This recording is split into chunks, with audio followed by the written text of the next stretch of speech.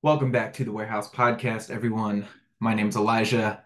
Today we got a couple of injury updates on the pitching front. Drew French shared some good news on a couple different relievers. We're going to talk about what those returns mean for one person in particular. That person is Craig Kimbrel. More specifically, we'll try to answer the question, does he stick with the Orioles through September and into October, into this playoff push? Before we do so, obviously want to thank the sponsor of our show. BetOnline is the world's most trusted betting platform, your number one source for everything football. BetOnline has every stats, every matchup, and even live odds and spreads to bet on during the games. You think you know your stuff? Get in on the $200,000 mega contest. Pick 5 games against the spread every single week for your chance at weekly prizes and a share of 200K. When the game's over, head on over to the online casino, get in on a game of blackjack or poker, or unwind with one of over 150 slots games. Head to the website today to get in on the action. Bet online. The game starts here. So let's start with these injury updates, right? So earlier today, recording this on Sunday night, Drew French let it be known that Danny Coulombe would make his first rehab appearance on Wednesday with the Norfolk Tides. Jacob Webb will continue his on Tuesday. Both of these guys were really pivotal members of the Orioles bullpen early in the year. The simplest way to show that is when they were used. Webb has pitched 49 and two-thirds this year. Innings, this is, of course. Only 15 and two-thirds of those innings have come in the sixth inning or before. So just under 70% of his innings have been in the seventh inning or later. Danny Coulombe made it into 29 games before his elbow issues arose. He pitched 26 innings. Only 2 and two-thirds of those innings were before the seventh. So just under 90% of his outs are late game outs. Obviously, these guys were both used in leverage situations. Obviously, both have been very, very good for us. And they're going to be an important part of this bullpen. Jacob Webb is pretty interesting. The thing that I noticed going and refreshing on this was he is not a platoon neutral guy this year. Last year, he was a little bit better against righties, slightly worse against lefties, but overall was effective against both. This year, righties are 2% better than league average against him, and lefties are 77% worse than league average. Lefties are hitting only 125 with a 194 slugging against Jacob Webb. This traces back to something very, very simple. Jacob Webb's changeup is phenomenal this year. Batters are whiffing on 38.6% of their swings. They're slugging only 241 against it. Hard hit rate is only 17%. And all of the expected stats back all of that up. Expected batting average is 167. Expected slugging is only 280. All in all, great, great results on the changeup. It's helping him to dominate lefties. But what's a bit interesting about this is he has not always been that. Splits have typically favored him against righties. And again, like I said, did so last year. There's been a noticeable drop in velocity this year, like 1.3 to 1.6 miles an hour, depending on what pitch you're looking at. I think that's really the root of this shift, right? There's been a corresponding drop in kind of the stuff ratings on Stuff Plus and Pitching Bot. Stuff Plus, you know, and Pitching Bot both largely say that the changeup holds up. Changeups are pitches that are a little bit less velocity dependent, so that holds up against the eye test. Like your changeup, how hard you're throwing it doesn't matter quite as much. It's how you're tunneling with the fastball. It's horizontal movement to the arm side. It's the amount of drop you've got, et cetera, et cetera. But dropping velocity on your breaking stuff and on the fastball are a bit more pivotal. Stuff Plus still likes the sweeper overall. It's 11% better than league average. Pitching Bot actually has it as a slightly minus pitch now. Fastball was rated as Webb's best pitch last year by Stuff Plus. Stuff Plus graded it at a whopping 132, and once again, 100 is average. Pitching Bot had it as a 61, where 50 is average. Those have dropped to 106 and 52 respectively, so just slightly above average. And when you look at the platoon splits, those are the predominant weapons against righties for Jacob Webb. It tracks the loss of effectiveness in the two pitches that he would attack righties with would correspond with a loss in effectiveness against right-handed hitting. Um, so obviously, we take a step back and he's on the IL for elbow inflammation. Um, the hope for the Orioles has to be that this injury, this inflammation was what was causing the loss in velocity. And he comes back healthy, resumes his dominance against lefties that we were saying with the good changeup. And then he has that uptick in stuff, uptick in velocity, given the healthy elbow, the time off, and he can neutralize righties in the exact same way that he did last year. Um, as to Danny Coulombe, I've talked about Danny a lot. I think that Danny might be my favorite pitcher in all of baseball. It sounds insane, but I think it's true. Danny is the epitome of like what makes modern pitching development beautiful. Um, I think that's an interesting thing to say because a lot of people look at modern pitching development and they say it's all velo focused, and it's just not true. And obviously, like Danny Coulombe would be the worst possible example of a velo focused development regime. But we just have a better understanding of what makes pitches good. One of those things is velocity. That is why so many people chase that, and it's a thing that's pretty easily developable because we have so much information on biomechanics, et cetera, right now. But, deception, tunneling, spin, all of these things are other components, and Danny exemplifies all of those. Um, I did a full episode about him in the past. It was episode 156, if you're interested. I'm not going to reiterate all of it here, but basically, he has two of the worst fastballs the game has ever seen, and he dominates with them because of how he uses his other pitches, because of how his whole mix works together. So Danny Coulombe's beautiful, man. The result of this, highly refined arsenal is somebody who holds lefties to a 10 OPS plus and righties to a 36. To be clear, that means the average lefty against Danny is 90% worse than league average, and the average righty is 64% worse. He has been comically good. And you have to be so excited to get him back if he is even a shell of what he was for the first portion of this year. Um, so before continuing like into the corresponding move portion of this, I do want to acknowledge Grayson Rodriguez is also trending toward a late September return. Um, I expect the corresponding move there to be optioning Cade Povich. I don't think anybody would be kicked to the pen in that situation. And as such, I don't think it's really a factor in this conversation. You could argue that, if we want to push Cade Povich into the Cole Irvin role, that could be a discussion. I don't think the Orioles would really do that. I think we're going to try to hold on to Irvin, as I'll talk about later, and keep him around his depth. So I digress. But Grayson Rodriguez is also trending toward a late September return. Like I said, just I'm not considering him a factor in this conversation of what happens with the bullpen.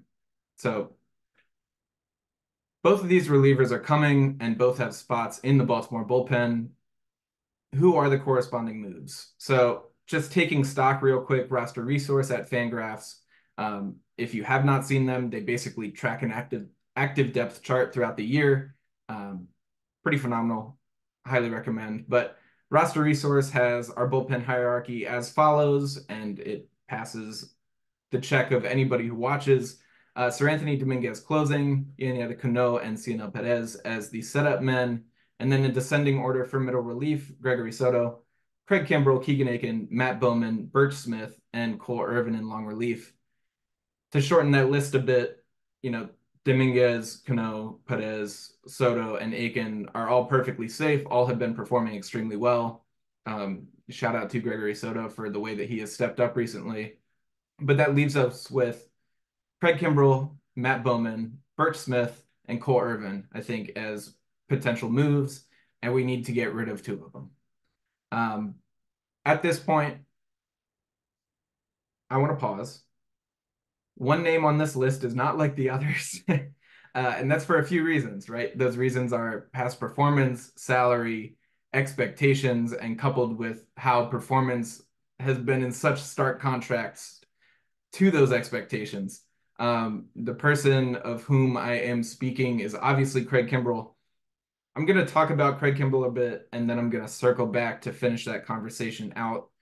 He was signed to be our closer. He has had stretches of true brilliance this year. In May, hitters 85% worse than league average against him. In June, hitters were 71% worse.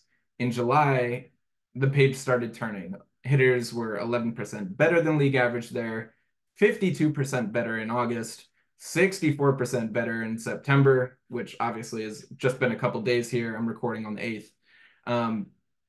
But so, about halfway through this year, things started changing. Strikeouts are way down in these most recent months. Home runs are up. In July and August, he gave up 2 and 3 home runs respectively. He had only given up 2 home runs through the first 3 months of this season. Um, as I started pulling at that thread, I noticed something. Every home run that Craig Kimbrel has given up has been on the fastball this year, all 7 of them. And then I look closer and I realize that every extra base hit that Craig Kimbrel has given up has been on the fastball. Um, this like does work with conventional wisdom. Fastballs are pretty demonstrably less effective pitches than almost every other, but that's still a stark contrast. The fastball, pretty much all damage is being done against it. Um, but I will back up. I should give some credit here. Craig Kimbrel's fastball is still very good. Saris in a recent Rates and Barrels just referred to him as, quote, the pioneer of flat fastballs, low release point, good vertical break. Stuff Plus, Eno's brainchild, still calls it 11% better than league average. Pitching Bot, Fangraphs, other pitch modeler, gives it a 60 on the 20/80 scale. So good reviews all around. His knuckle curve is his primary secondary pitch, if that makes sense. 18% better by Stuff Plus and a 63 on the 20/80 scale. So like a solidly plus pitch there. So like why is he getting so hard and what is changing in these most recent months? The very, very simple answer is he's throwing slower. And I guarantee that if I were looking at Stuff Plus and Pitching Bot by month, the picture would not look as good. Craig Kimbrel's average fastball, 94 miles an hour in April, 94.4 in May, 94.6 in June, and then 93.7 in July, 92.8 in August, and currently averaging 92.6 in this small chunk of September. August was also the least movement he had, arm side and vertically. Arm side run is down almost 2.5 inches from its peak in May. Induced vertical break down just 0.3 of an inch, but coupled with the loss in velocity, it's just not as good of a pitch right now. He's throwing his breaking stuff a little bit more to compensate. And, to be fair to him, in August, he had some success against the knuckle curve in August. Hitters were whiffing 45% of their swings. Expected batting average was only 181. Expected slugging was under 300. That was all very good, but it's just simply not enough. Hitters in August, it looks like had their longest swings of the year against the fastball, ignoring the couple days of September where, yes, it's been worse this month, but the way I kind of internalize this is like, the difference between a normal golfer and Happy Gilmore. Happy Gilmore does his crow hop and he winds up and he uncorks because he wants to destroy the thing. And longer swings can, indicate intent in a similar way. A long swing is not a reactive swing. It's not trying to fight it off. It's none of that. It is I'm gripping, I'm looking for this, and I am attacking it. And that can correlate with a similar thing in bat speed. And so you ask yourself, like, or I asked myself, did swings get faster here? Are players more comfy sitting fastball and just grip and rip at it? And the answer is yes. Bat speed against the fastball was highest in July. Probably, that's about the time where hitters started to say, oh, we can just kind of sit on this. But August is naturally second in bat speed against the fastball. In the small sample of September here, he's used his fastball just over half of the time. That is down 20% from the peak of, about 73% in the first month of the year. He is like shying away from the fastball. He is scared of it. He understands it's not successful right now. And, all in all, it just like paints this picture of a guy who is fading before our eyes. And it really sucks to see. Um, Before I like, I don't know, lament, the decay of man, let me give you a couple more little tidbits here. Besides the shortened 2020 season, this is the lowest swing percentage on his knuckle curveball, going back to 2010 when this data was tracked.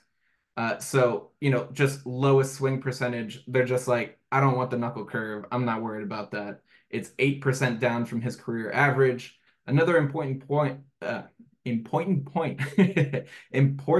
point is that his O swing percentage, which is the percentage of pitches outside the zone that are swung at, effectively it quantifies how often hitters are chasing. His O swing percentage against the knuckle curve is down more than 13% from his career average. Hitters just are not chasing outside the zone. Um, they're not fooled in this way. They're not fooled outside the zone. They're not fooled in the zone either. Contact rates in the zone are the highest of his career. 93% of times that this knuckle curve is in the zone, hitters will make some manner of contact with it. 12% higher than career average. All in all, contact rates on the pitch are higher than they've ever been in his career, 11% higher than his career average. And hitters just in general are not fooled anymore by this knuckle curve, um, which is, it's a terrible sign because I just told you the fastball is getting beat up. And as hitters are not respecting that fastball anymore, it makes it much, much easier to not be, geared up for that and then chasing this knuckle curve outside the zone. I think it all comes back to respect for that fastball. Arsenals, need to work as a cohesive unit, even if it's a two-pitch mix, like what Kimbrel largely is. Um, I talked about mix and match on my last episode about Albert Suarez. If Craig Kimbrel cannot establish his fastball, the whole arsenal falls apart. Nothing else matters for him. Um, so it's a bad look right now. But again, before I like sign his death, certificate, I guess I do want to say like I want to go back to Eno's comment about him being a pioneer of this whole flat fastball, low release with hop style of pitching. Um, he truly is one of the best closers in the history of the sport. We should respect him and talk about him as such. And I have this one anecdote from I had a little procedure in my senior year of college where I could not uh, use my lower half beautifully, I guess is the way to say it. And I did the first part of my throwing program from my knees. And somebody actually told me this anecdote when that was happening. He was a fairly middling prospect coming out of high school. I saw like throwing in the mid 80s and he dropped some sheetrock on his foot. And basically he broke his foot. He showed up to college, started a throwing program, and he could only throw from his knees. And after about 8 weeks, he was throwing from third base to the right field foul pole. Yes, on both knees. And he developed this elite arm strength, and it was based on this incredibly strong torso, rotational flexibility, all of these things that we see in his present day motion. But it illustrates, he is a grinder. If there's any way for him to remain effective, I'm sure he's, going to work toward it. He hasn't made excuses for himself this whole time. Unfortunately, like that success is just not seemingly in the cards right now. He is struggling. He does not have the stuff that makes him who he is. And the Orioles, have to make a decision at some point. So, to that decision, back to the original conversation, where do we find spots for Jacob Webb and Danny Coulombe? The list we narrowed down to was Craig Kimbrel, Matt Bowman, Birch Smith, and Cole Irvin. I think that, I think the Orioles will probably take some time with this. I think they're gonna, slow play the decision, get some more time with Matt Bowman, get some more time, hopefully to set Craig Kimbrel right.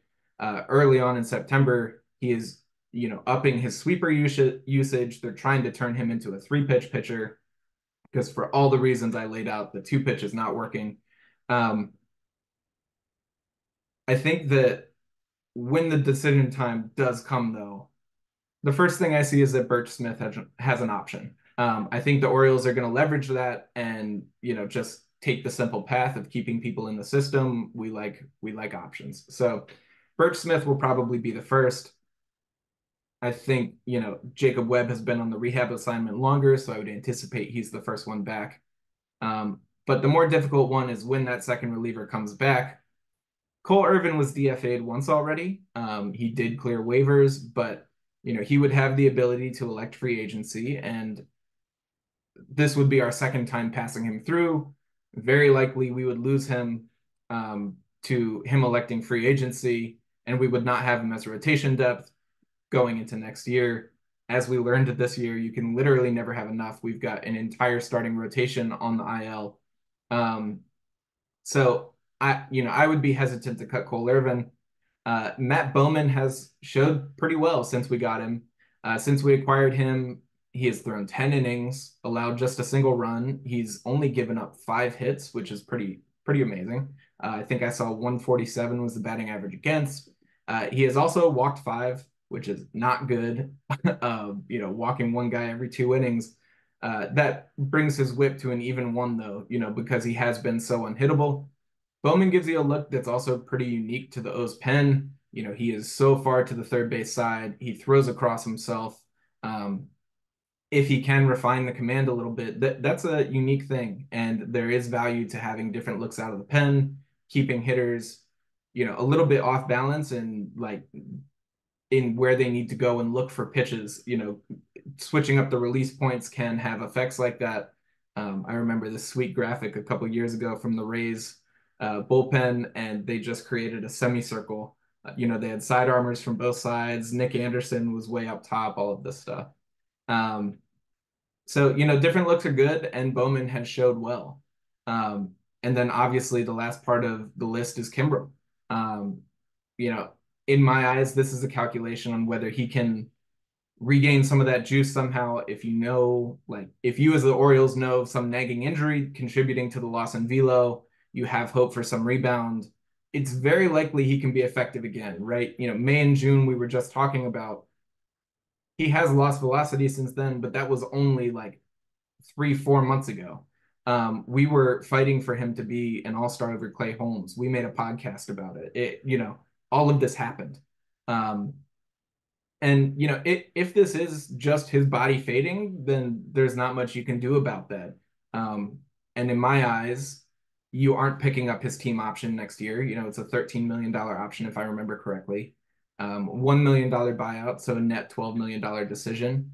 But you're not going to do that for a reliever. You can sign somebody much cheaper than that. We go ahead and signed Birch Smith as a minor league free agent this year. And sure enough, he's been more effective than Kimbrel over the last month. So if this is Kimbrel's body fading, grant him his release. I say get it over with. Don't need to drag it out, and we can start to roll forward and start to define roles for October. I like I told you, I'm a Kimbrel fan, and this hurts my heart to say it, but he's lost it. And there's a chance that he goes and gets into better shape this offseason, whatever. There are a lot of possibilities, but the turnaround he would need to make in the 3 weeks remaining before October hits just seems insurmountable to me. And we got to move on, and we got to start setting ourselves up for success. So you guys let me know what you think the O should do here. You can reach out to us in YouTube comments. You can reach out to us on Twitter at The Warehouse Pod. You can email us, thewarehousepod@gmail.com. Like us, rate us wherever you can. Leave reviews if you're feeling super generous. As always, it helps us reach new listeners, connect with more O's fans like you. And as always, please subscribe and follow for more O's content. Until next time, this has been the Warehouse Podcast. My name is Elijah, and go Orioles.